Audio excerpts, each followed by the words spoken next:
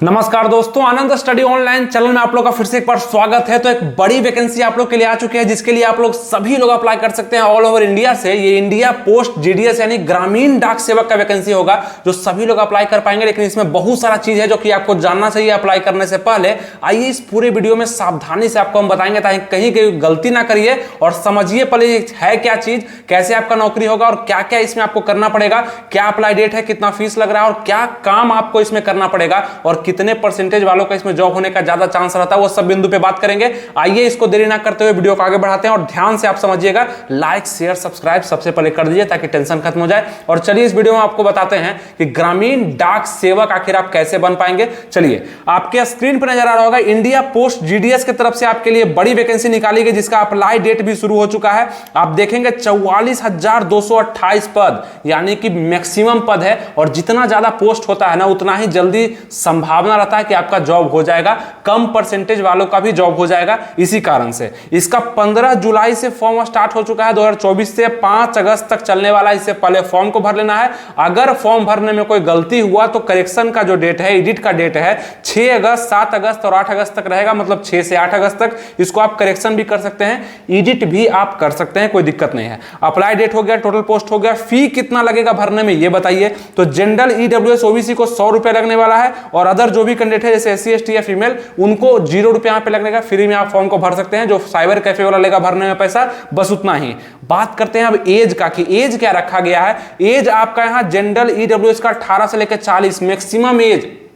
आपको बता दें कि आप अगर सिर्फ 10th पास हैं, 10वीं आप कर लिए हैं, आप 40 साल के भी हैं, तो आप इसको भर सकते हैं। 18 से लेकर के 40 साल तक एज रखा जाता है। इंडिया पोस्ट मास्टर आप बन सकते हैं, यानी कि पोस्ट ऑफिस में काम करने का आपको सरकारी मौका मिल सकता है, ये ध्यान रखिएगा। ओबीसी के जो भी कैंडिडेट हैं, बीसी 18 से लेकर 43 यानी 3 साल का जो आपको छूट मिलता है यहाँ पे मिल जाएगा। ठीक है, 3 साल का छूट। और यहाँ पे एससी एसटी वालों के लिए 5 साल का छूट मिलता है यहाँ पे, तो उनको 18 से लेकर के 45 साल तक आप इसको डाल सकते हैं। इस पोस्ट के लिए आप भर सकते हैं एबीपीएम, या आप ब्रांच पोस्ट मास्टर, या आप ग्रामीण डाक सेवक, तीनों में से कोई भी डाल सकते हैं, आपके ऊपर है। ठीक है, चलिए अब बात करते हैं इसका सिलेक्शन होगा कैसे। तो क्वालिफिकेशन क्या चाहिए, इसमें कौन भर सकता है। 8 पास है तो भर सकते हैं, 12th पास है तो भर सकते हैं। अगर 12th पास है तो 10वां तो कर लिए होंगे, तो आप 12th पास हैं, ग्रेजुएशन कर लिए हैं, पीजी कर लिए हैं, चाहे कुछ भी किए हैं, आप 10वां अगर पास है तो आप इसको भर सकते हैं। और यहाँ पे कंप्यूटर का नॉलेज आपको होना चाहिए और साइकिलिंग का नॉलेज। अब कंप्यूटर का सर्टिफिकेट आपको नहीं चाहिए, सिर्फ ये नॉलेज। देखिए, आपको काम मिलेगा ग्रामीण डाक सेवक का पोस्ट ऑफिस में,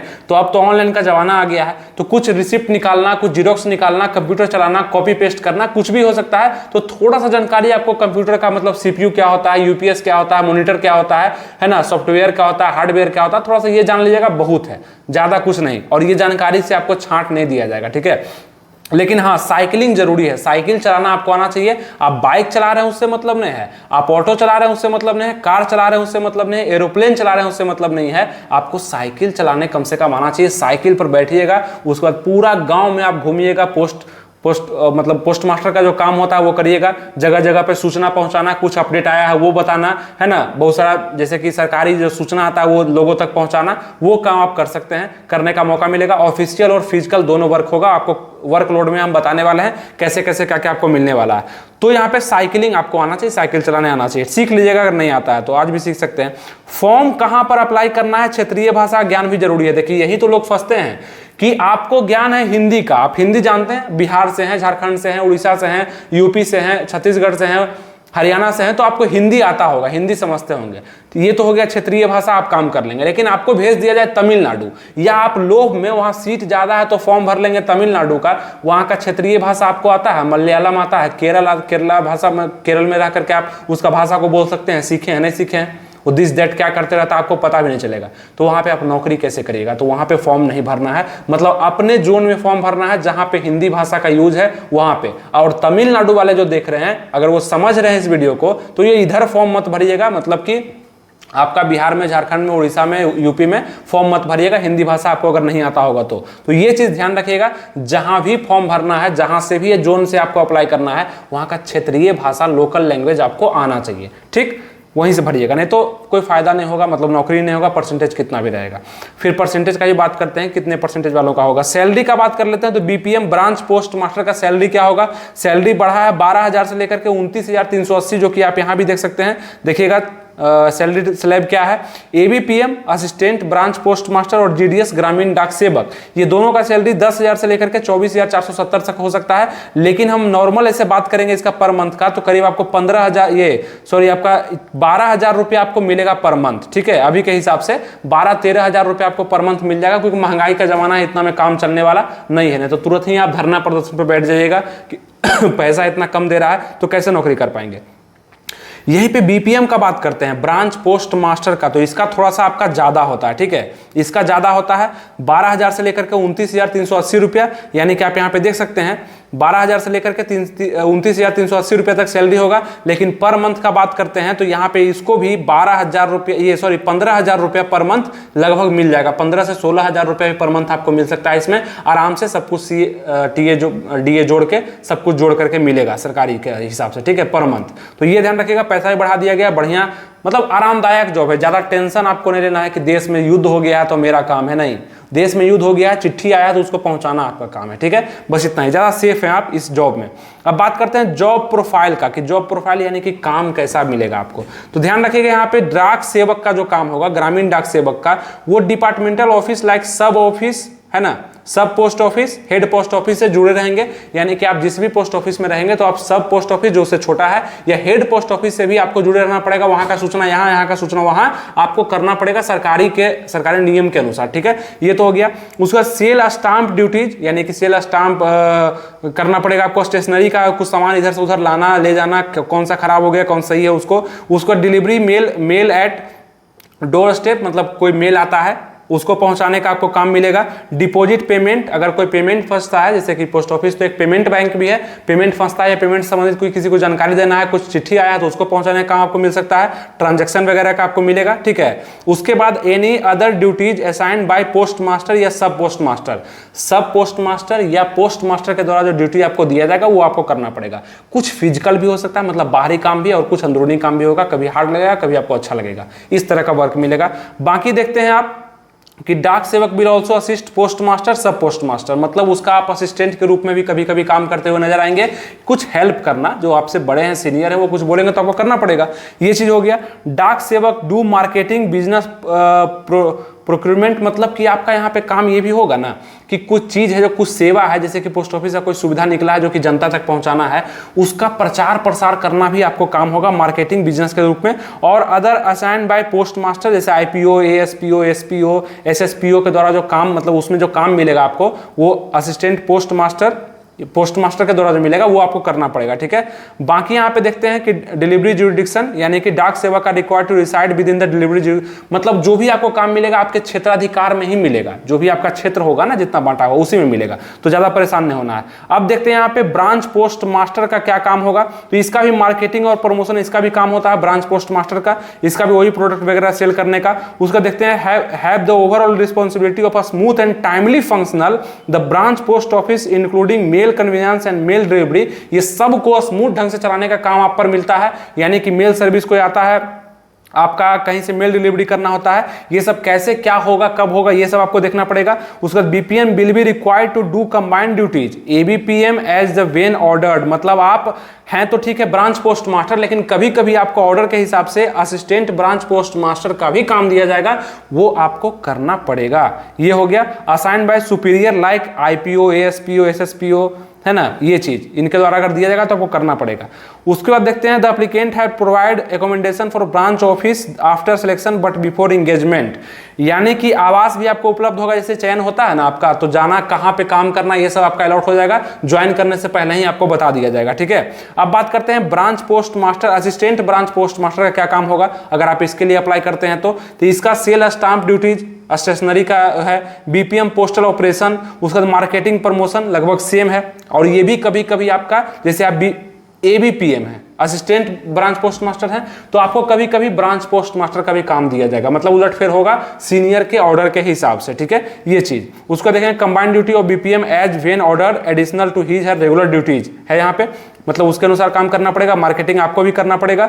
और उसके बाद any other work assigned by superior, जो आपके ऊपर है वो अगर कुछ बोलेंगे तो उसको भी करना पड़ेगा आपको। उस ज्यूरिडिक्शन में रह करके ही, अपने क्षेत्राधिकार में रह करके ही कोई काम आपको करना पड़ेगा।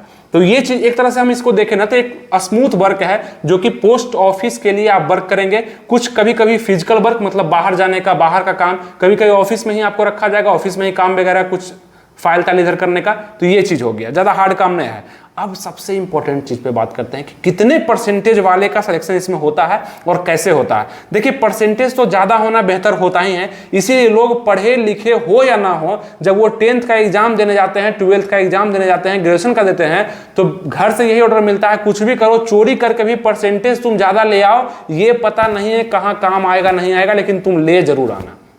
तो वही काम यहाँ पे आता है, इस तरह के वैकेंसी में आता है जहां पे ना फिजिकल है ना रिटन है, सीधा परसेंटेज के अनुसार यहाँ पे दे दिया गया है, जो कि गलत है। इसको फिजिकल नहीं ले कोई दिक्कत नहीं, लेकिन रिटन के अनुसार इसको मेरिट बनाना चाहिए था। ऐसा कोई भी जरूरी नहीं है कि हम अगर 70% लाए हैं तो हम बहुत तेज हैं, आप 65 लाए हैं तो पूरा मूर्ख है, आपका जॉब ही नहीं होना चाहिए। ये कभी भी एक डाटा नहीं हो सकता है, स्केल नहीं हो सकता है किसी को मापने का कि आप उस लायक हैं या नहीं है। तुम रिटन लो ना, उसमें हम पास नहीं करेंगे, मेरा 90% भी है तो हम उसमें पास नहीं करेंगे तो हम नहीं है उसके योग्य, और मेरा अगर 60% ही है, तुम्हारा रिटर्न को हम निकाल पा रहे हैं तो तुम हमको लेगा ना। ये चीज सोचना चाहिए था जीडीएस को। अच्छे लोग इसमें बहाल नहीं हो पाते हैं जल्दी तर, लेकिन क्या करिएगा, अब इसको समझाना यानी कि इससे लड़ाई करना, इसके द्वारा पूरा आपका मतलब होता है ना कि अब पूरा आप ट्रेंडिंग चलाइए इसको ट्विटर पे, कैंपेन वगैरह, तब जाकर के सुनेगा, चाहे नहीं भी सुनेगा। लेकिन ध्यान दीजिएगा, नोट है आपका परसेंटेज के अनुसार सिलेक्शन होता है। और ध्यान देंगे 60% वाले, 70% वाले, कम से कम एक चीज ध्यान रखिएगा, फर्स्ट डिवीजन अगर आप हैं तभी इस फॉर्म को भरिएगा, बाकी नहीं भरिएगा। फर्स्ट डिवीजन में हम क्यों बता रहे हैं कि कभी कभी ऐसा देखे हैं कि 70% वाले का भी सिलेक्शन हो गया है। क्यों? क्योंकि जिस जोन में ये अप्लाई किए थे वहां पे ज्यादा मैक्सिमम लोग नहीं थे जो कि 70, 72, 73% से ज्यादा लाए थे, तो 70% वाले को भी उठा लिया उस जोन में। तो ये चीज होता है कि आपका लक और चांस पे भी डिपेंड करेगा बहुत सारा चीज, कि आप किस जोन में अप्लाई कर रहे हैं और वहां कौन कौन से लोग अप्लाई कर चुके हैं, ये भी चीज हो गया। तो 75%, 80%, 90%, 95% वाले को तो टेंशन नहीं है, तो करेंगे ही, लेकिन 60-70 वाले भी कर दीजिएगा। अगर होगा तो आपका हो सकता है, अगर भगवान आप में मेहरबान हो जाएंगे तब होता है, ऐसा नहीं कह सकते हैं कि बिल्कुल नहीं होता है, होता है। तो ये चीज आपको ध्यान देना पड़ेगा, लेकिन मैक्सिमम चांस नहीं का होता है, ये भी हम बताना चाहेंगे, ठीक है। तो 10th में आपका अगर परसेंटेज अच्छा है, और सीबीएसई वाले हम देखते हैं ज्यादा बाजी मार लेते हैं, क्यों? उनका परसेंटेज ज्यादा होता ही है, लेकिन ऐसा नहीं करना चाहिए। स्टेट बोर्ड वाले को भी मौका देना चाहिए, और उन लोग को भी अच्छे से। अब जिसका 95% है, 99% है सीबीएसई में, वो क्यों जीडीएस का तैयारी कर रहा है? उसको तो और कोई अदर वैकेंसी का तैयारी करना चाहिए, लेकिन वो भी भर देता है, वो भी इसमें गैदरिंग कर देता है और वो ले लेता है जॉब, उसका हो ही जाएगा परसेंटेज के अनुसार। तो ये चीज थोड़ा सा ध्यान है, लेकिन उससे साइकिल चलवाया जाता है, उससे ग्रामीण डाक सेवक का काम करवाया जाता है, ये भी चीज है, ठीक है। तो ध्यान देके भरिएगा, आपको किस तरह का चाहिए और कितना पैसा मिला वो सब आपको बता ही दिए। उम्मीद करते हैं इंडिया पोस्ट जीडीएस के बारे में आपको जो नया नोटिफिकेशन निकला है इसके बारे में जानकारी हम दे पाए, और कुछ जानना चाहते हैं इसका जॉब प्रोफाइल और डिटेल में हम बता सकते हैं आपको, लेकिन अगर आप कमेंट करिएगा तब। और अभी तक अगर आप मेरे टेलीग्राम चैनल से नहीं जुड़े हैं तो टेलीग्राम चैनल से जाकर के जुड़ जाइए, वहां से आप अदर वैकेंसी की भी तैयारी कर पाएंगे, ठीक है। ऐसा जीके, जीएस और हिंदी के लिए अगर आप पढ़ना चाहते हैं तो 35 रुपया, 49 रुपया, 100 रुपया, 200 रुपया में आप जुड़ पाएंगे अलग अलग ड्यूरेशन के लिए। आप लोग जितने भी लोग देख रहे हैं, जीडीएस में अगर रिटर्न कर दिया तो उसमें तो फायदा करेगा ही, लेकिन नहीं किया, किसी और वैकेंसी का तैयारी कर रहे हैं, तो मेरा टेलीग्राम चैनल आपको हेल्प करेगा। नीचे कमेंट बॉक्स, डिस्क्रिप्शन में हम लिंक दे दिए हैं, ये जो नंबर शो हो रहा है इस पर डायरेक्ट आप व्हाट्सएप पे मैसेज करिए, कॉल मत करिएगा, वो इस नंबर सेव करके व्हाट्सएप पे मैसेज करिए, कुछ भी आपके पास लिंक और नंबर दोनों चल जाएगा, उस पर पेमेंट कर दीजिएगा, आपका एडमिशन भी हो जाएगा, ठीक है। उम्मीद करते हैं आपको समझ में आ चुका होगा और सब कुछ आपको बता दिए। कोई डाउट है नीचे कमेंट कर दीजिए, ठीक है, उसका भी हेल्प हो जाएगा और आपको हम डिटेल वीडियो दे भी पाएंगे। इंडिया पोस्ट जीडीएस पे, ग्रामीण डाक सेवक पे आपको बताएंगे इसका जॉब प्रोफाइल कैसे क्या होता है, कैसे आपको समझना चाहिए, जॉब अच्छा है या खराब है, कैसे सब चीज बताएंगे, नीचे कमेंट करिएगा। और टेलीग्राम से जाकर के जुड़ ही जाइए, अभी देर मत करिए, हमेशा आपका हेल्प करेगा वो। इस पोस्ट में नहीं करे, अलग पोस्ट में आपका जरूर करे। सबसे सस्ता रख दिए हैं आप लोग के लिए, क्योंकि वहां पे आप लोग जुड़ पाएंगे, ठीक है। उम्मीद है आप लोग जुड़ गए होंगे। मिलेंगे आपसे नेक्स्ट वीडियो में किसी नए टॉपिक या किसी नए अपडेट के साथ। अपना ख्याल रखिएगा, तैयारी बेस्ट करिएगा। परसेंटेज ज्यादा है तो फॉर्म को जरूर भरिएगा। थैंक यू, जय हिंद।